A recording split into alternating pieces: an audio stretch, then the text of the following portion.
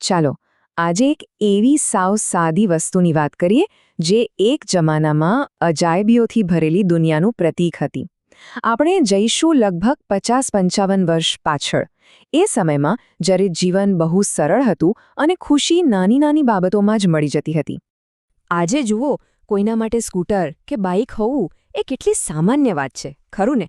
પણ જરા કલ્પના કરો 55 વર્ષ પહેલાંના કોઈ ગામડાની.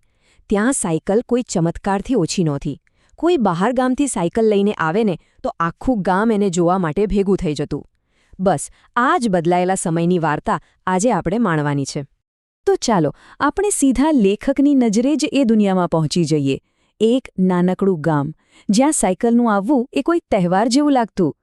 આ કહાણી એ જ બાળપણના નિર્દોષ આકર્ષણની છે જે 2 પૈડા પર સવાર થઈને આવતું.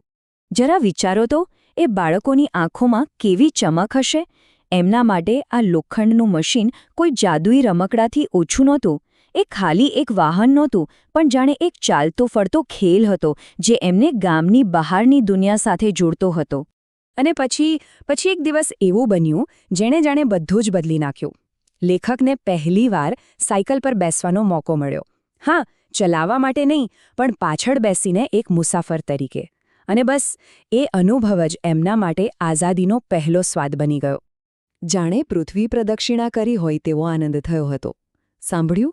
આ એક જ વાક્યમાં કેટલી બધી લાગણીઓ સમાઈ ગઈ છે. ગામનો એક નાનકડો ચક્કર, પણ એવું લાગ્યું જાણે આખી દુનિયા ફરી લીધી. આ જ તો બાળપણનો જાદુ છે, જ્યાં સામાન્ય અનુભવો પણ એકદમ ખાસ બની જાય છે. અને આ વાત તો જુઓ, કેટલી મજાની છે. આખો રસ્તો ટ્રિંગ ટ્રિન ટ્રિંગ ટ્રિન. એ ખાલી ઘંટડીનો અવાજ નહોતો, એ તો ખુશીની જાહેરાત હતી કે જુઓ, હું સાયકલ પર બેઠો છું. એ ગર્વની એક એવી ક્ષણ હતી જે ક્યારેય ભૂલી ન શકાય. અને પછી ગામમાં એક એવી ઘટના બની જેણે તો આ બાળકોની દુનિયા જ પલટી નાખી. એક દુકાન ખુલી સાયકલ ભાડે આપવાની. જે ચમત્કાર અત્યાર સુધી દૂરથી જોતા હતા તે હવે ફક્ત 3 પૈસામાં હાથમાં આવી ગયો હતો. જાણે એક નવી જ દુનિયાના દરવાજા ખુલી ગયા હતા. અને મજાની વાત તો એ હતી કે આ કોઈ એકલાનું કામ નહોતું. ના ભાઈ, આ તો આખું ટીમવર્ક હતું. બધા દોસ્તો ભેગા મળીને પૈસા જમા કરતા. કોઈ 1 પૈસો લાવે, કોઈ 2 પૈસા. અને જ્યારે 3 પૈસા ભેગા થાય ત્યારે 1 કલાક માટે સાયકલ મળે. પછી બધા વારા ફરતી ચલાવે. એ વારાની રાહ જોવાની મજા પણ કંઈક અલગ જ હતી. પણ એ રાહ જોવી, ઓહોહો, એ અડધો કલાક તો જાણે એક યુગ જેવો લાગે. જાણે ઘડિયાળના કાંટા જ ધીમા પડી ગયા હોય. જ્યારે કોઈ બીજો દોસ્ત સાયકલ ચલાવતો હોય ત્યારે બસ એ જ વિચાર આવે કે મારો વારો ક્યારે આવશે. એ દરેક મિનિટ ખરેખર કેટલી કિંમતી હતી. ચાલો, સાયકલ તો મળી ગઈ, પણ અસલી ખેલ તો હવે શરૂ થવાનો હતો. એને ચલાવતા શીખવું, એ પણ ભાડાની જૂની ખખડધજ સાયકલ પર. આ શીખવાની સફર જેટલી મુશ્કેલ હતી એટલી જ રમૂજી પણ હતી. મતલબ, સાયકલ શીખવી એ કંઈ સહેલું નહોતું.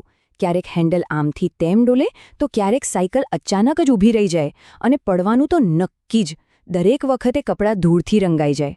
ઉપરથી ગામના કાચા રસ્તા અને અચાનક રસ્તામાં આવતા ગાય ભેંસ મુશ્કેલીઓ ઓર વધારી દેતા. અને એ જમાનાના રસ્તાઓ પણ કેવા? એ કંઈ ખાલી માણસો માટે નહોતા. ત્યાં તો ગાય ભેંસ બધું જ ચાલે. અને ઘણીવાર તો એવું થાય કે સામેથી ભેંસ આવતી જોઈને ગભરાટમાં સાયકલ અને સવાર બંને જમીન પર. આ પડવાનો ડર અને તેમાંથી ઊભી થતી મસ્તી બધું જ શીખવાનો એક ભાગ હતું.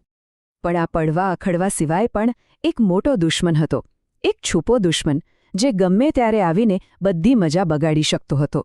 કોઈ અંદાજ છે કોણ હશે એ? જી હા, એ હતો પંચર.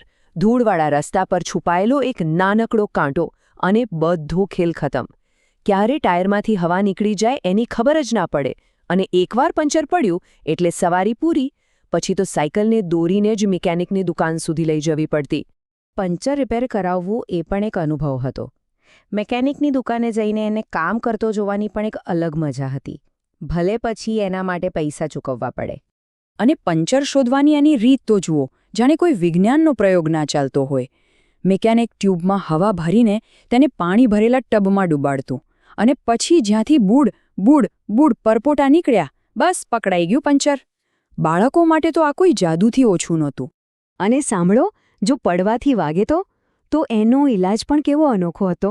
કોઈ ડેટોલ નહીં, કોઈ પાટાપિંડી નહીં, બસ મુઠ્ઠી ભરીને ચોખ્ખી ધૂળ લઈ ઘા પર લગાવી દેવાની. લોહી વહેતું તરત બંધ. અને પછી ફરીથી સાયકલ ચલાવવાની શરૂઆત. પણ આટલી બધી મહેનત પછી, આટલી વાર પડ્યા પછી આખરે એ દિવસ આવે જ જ્યારે સાયકલ તમારી દોસ્ત બની જાય છે. હવે વાર્તાનો એ હિસ્સો શરૂ થાય છે જ્યાં સંઘર્ષ પૂરો થાય છે અને શરૂ થાય છે જીતનો અસલી આનંદ. એકવાર સાયકલ પર કંટ્રોલ આવી જાય ને પછી અસલી મજા તો હતી સ્પીડની. પડવાના ડર વગર પૂરી તાકાતથી પેડલ મારીને પવન સાથે વાતો કરવાનો રોમાંચ જ કંઈક જુદો હતો. એ જીતની, એ સિદ્ધિની એક અનોખી લાગણી હતી. અને પછી આવતો નિપુણતાનો અંતિમ તબક્કો, સૌથી મોટી સિદ્ધિ, અલ્ટિમેટ અચીવમેન્ટ, તો એ ગણાતી જ્યારે કોઈ બંને હાથ છોડીને સાયકલ ચલાવે. ઓહોહો, એ તો જાણે ચેમ્પિયન બની ગયો. આ ખાલી કરતબ નહોતું, આ તો આત્મવિશ્વાસનું અને સંપૂર્ણ કંટ્રોલનું પ્રતીક હતું. લેખક માટે તો સાયકલની સવારી હતી આઝાદીનો પહેલો સ્વાદ. આ વાર્તા સાંભળીને કદાચ બધાને પોતાનો કોઈક એવો પહેલો અનુભવ યાદ આવ્યો હશે, ખરું ને? જેણે આવી જ મુક્તિ, આવી જ ખુશીનો અહેસાસ કરાવ્યો હોય. એ અનુભવ ભલે કોઈ પણ હોય, પણ એની યાદ હંમેશા દિલમાં તાજી રહે છે.